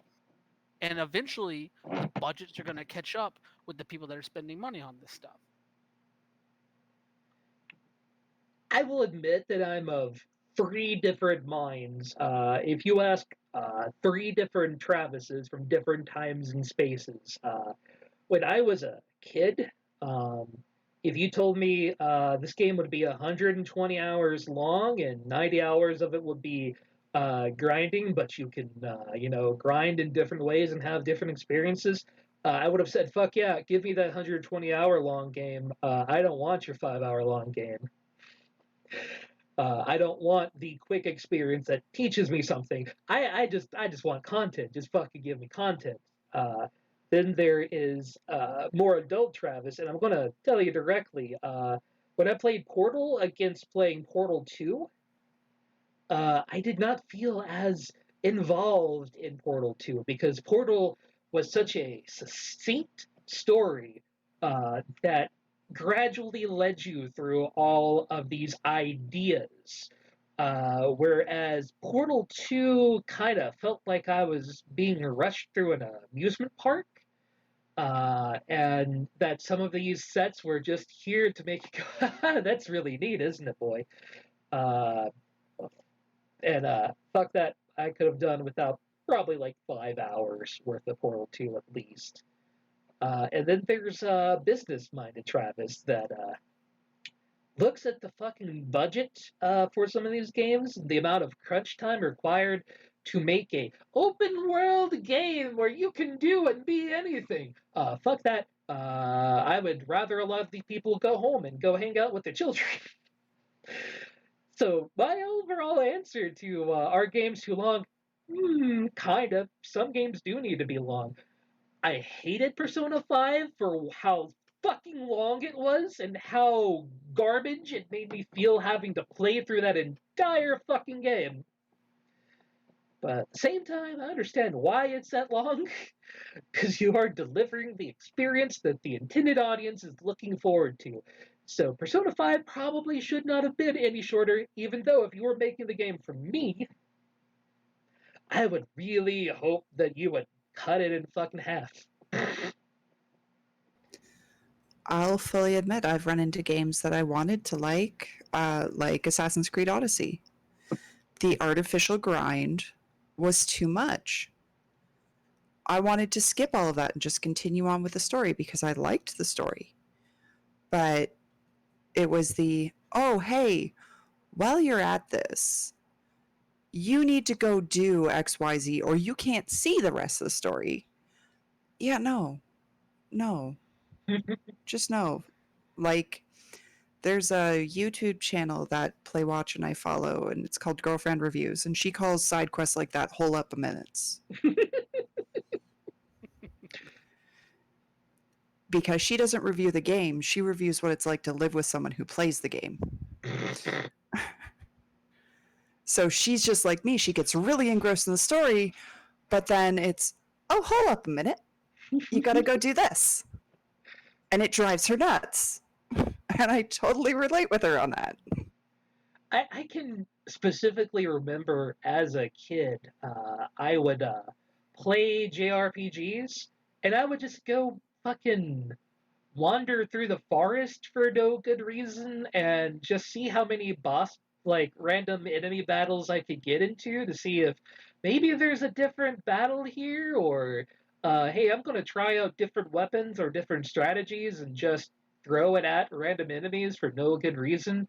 And that was fun to me for some reason then. And I have to imagine I'm not alone.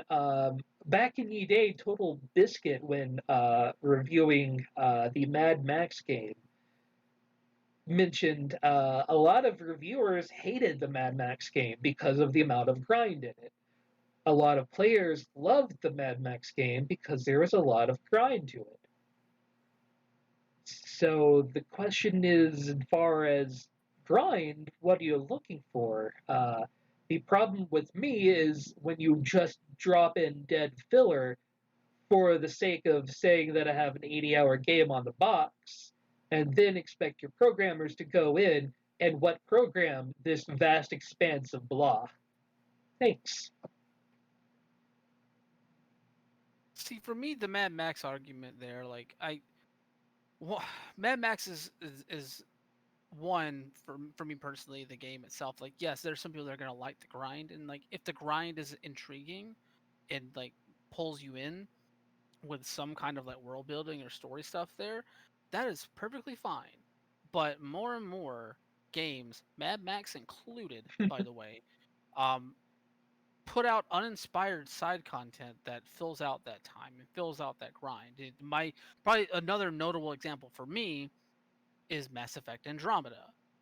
Like that game, you will not find a bigger Mass Effect head than me. I'm a big old Mass Effect boy. Commanding Shepard is my national pastime. Love that series. And the first 3 games, like, say what you want about the third game, like it was still relatively good and relatively streamlined, even in its side content. It still aided the story for the most part. Andromeda, on the other hand, felt like one of those open world style things where it's just here's a bunch of like little things to do throughout the world, but that doesn't really contribute to anything really. Like you might get a little fun tidbit here and there. For the most part, it's just kill this amount of stuff or find these beacons and get a tiny little thing that doesn't really amount to anything out of it.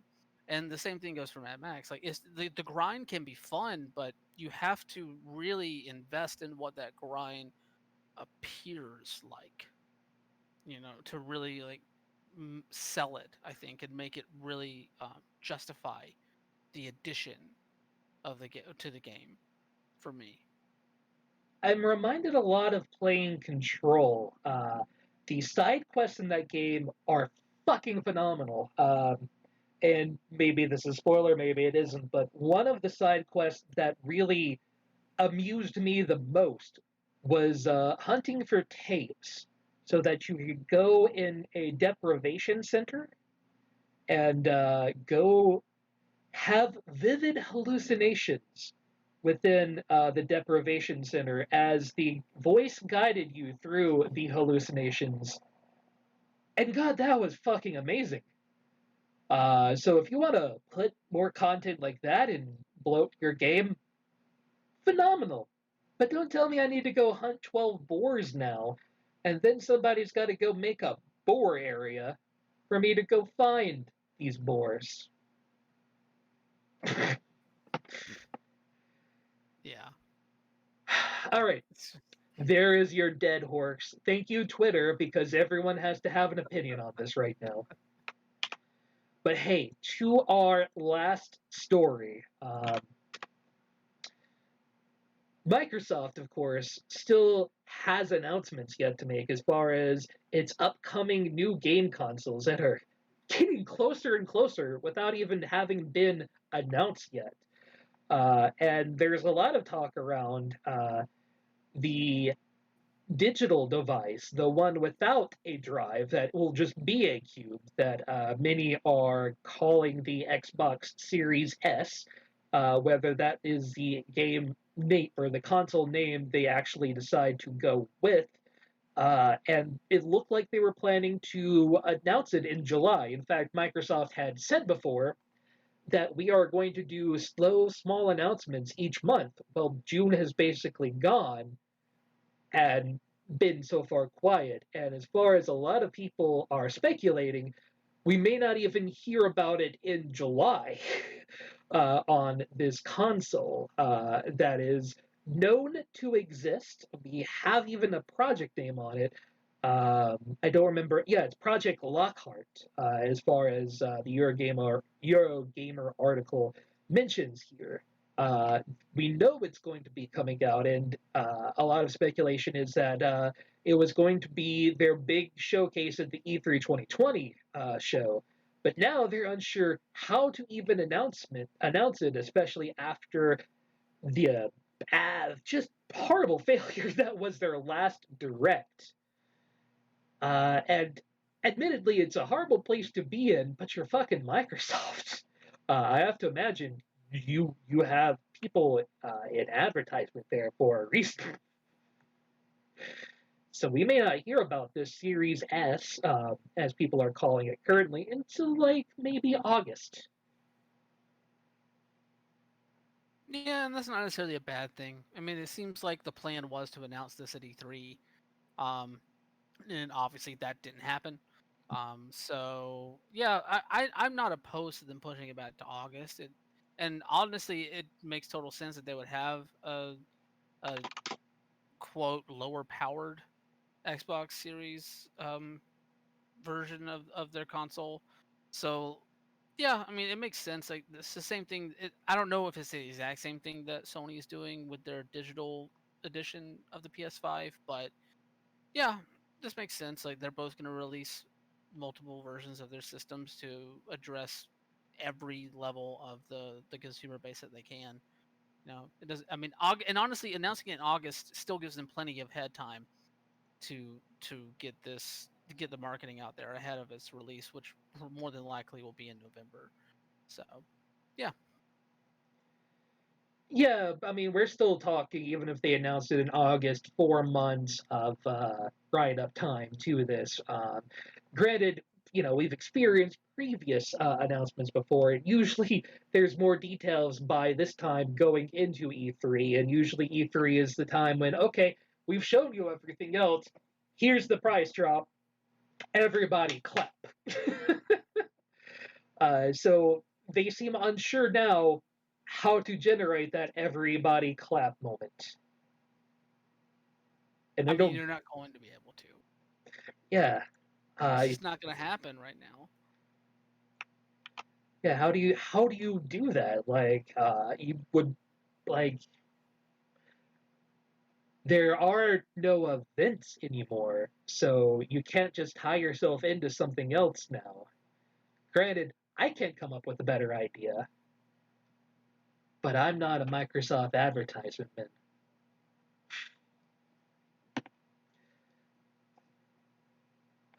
So expect nothing major out of Microsoft in July is what this article ultimately comes down to, but there's enough going on.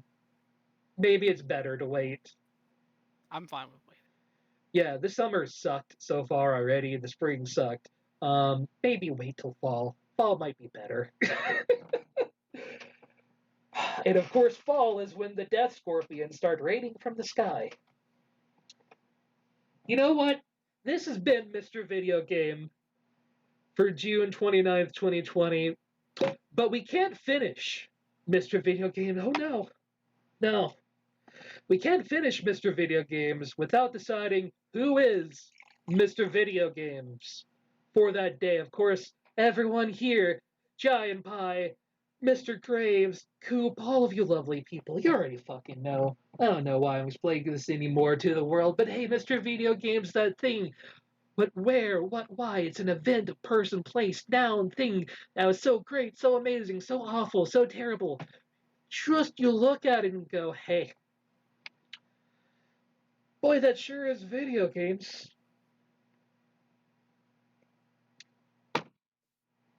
Cue Hail to the Chief. Ba ba ba ba ba ba ba ba ba ba. Now cut that shit off, because we can't have that on Twitch anymore. Get the fuck out. Our Mr. Video Game is Donald Trump for getting banned from Twitter due to hate Twitch. speech. From Twitch, excuse me. For It'd be hate. great if he got banned from Twitter. He But did. He got banned temporarily on Twitter too. Yes. This is the gift that keeps giving. My lord, 2020 is such a weird fucking year.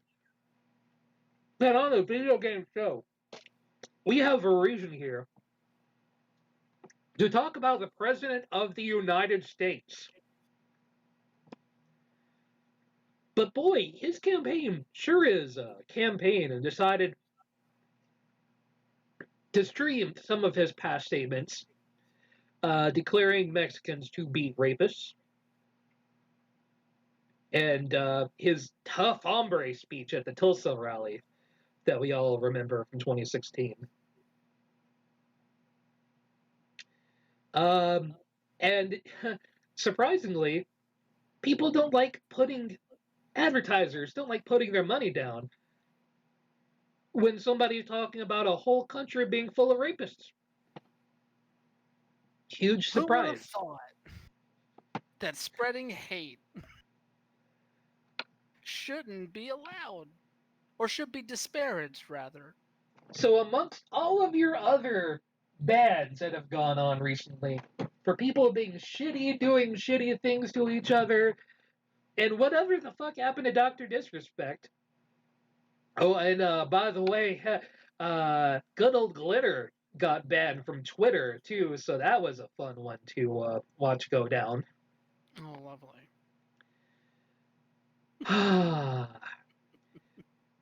Oh, and also all of the Reddit bans that just took place. It's a Oh, that's fucking right. weird time. The Donald subreddit is banned. The Donald finally got banned on Reddit. Like, this is fucking, like, one, too little too late, but also crazy. So fucking crazy. This whole thing just being huge fucking crazy. And nothing highlights the oddity that was this week in gaming more. Boy, there were other things I looked at and we should do as Mr. Video Games. And I saw this. Just highlights just the fucking oddity that is this week, that as a video game show, we need to sit down and talk about the President of the United States getting banned from a game streaming website because of hate speech. Cool. You'll love to see it. You know, there are times where I'm glad that as your neighbor to the north, and that's neighbor spelt with a U, Mhm. that I can sit here with my bowl of popcorn Mhm, mhm. and my good Canadian beer Mhm. and just watch the shit show unfold. I would argue that the United States has better beer. Looking directly at you. Oh, sweetie, sweetie, there are places we have to visit. I've had Canadian beer. I've had Atlanta beer. I've had Seattle beer. I've had Buffalo beer. I will take the American beer every time. Looking dead at you in the eyes, I know that is an assault to you and your Canadian heritage. I understand. It's like telling a New Yorker that your pizza is not as good as you think it is. And it's true, New York pizza is not as good as New Yorkers think it is, but that's beside the point. I will stick with my craft beer from the States every time. I don't know if we can be friends anymore. Hell This no. may be my last show with Mr. Video Games. I don't know if I can stand for such an affront. Now, if you're talking Budweiser, Corona, what have you, Oh God, that's shit. That is absolute shit. That does not go in the mouth unless I'm playing beer pong, then it's game on.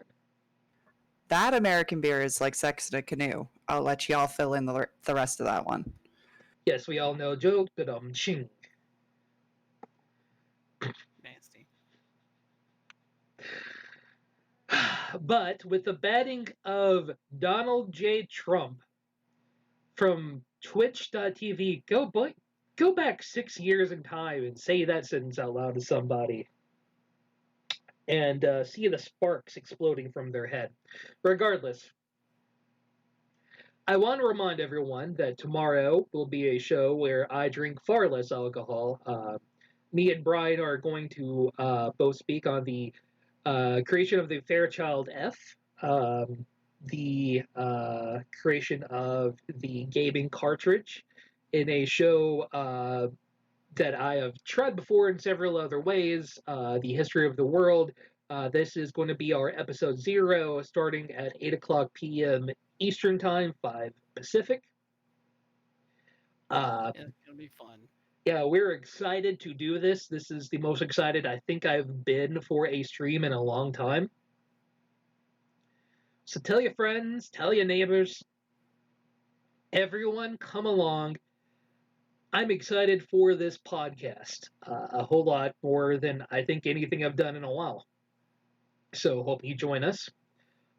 This has been maybe one of the oddest episodes of Mr. Video Games we've done in recent history, but boy, this was an episode. It was needed. Yes. Mr. Brian, do you have any final words for us this evening? Fuck Trump. Fuck turfs. Follow me on Twitter at WonderboyOTM. The succinct, I like that. Lady Merowyn, any final words for us this evening? Ditto, Brian. Also, don't forget to love each other from the appropriate 6 feet away. Wash your damn hands. Be safe. Be cool. Be the change you want to see in the world. And I hope you all have a great week. Thanks everyone for coming. Giant Pie, Mr. Graves, Coop, all of you lovely people hanging out that are not speaking during the show, all of you lovely people out there, even the people watching this as a VOD later on youtube.com/CPGP Games. Thanks for coming along. This is, to be frank, my favorite part of the week, so thanks everyone for joining me on this. Have a good night and a pleasant tomorrow.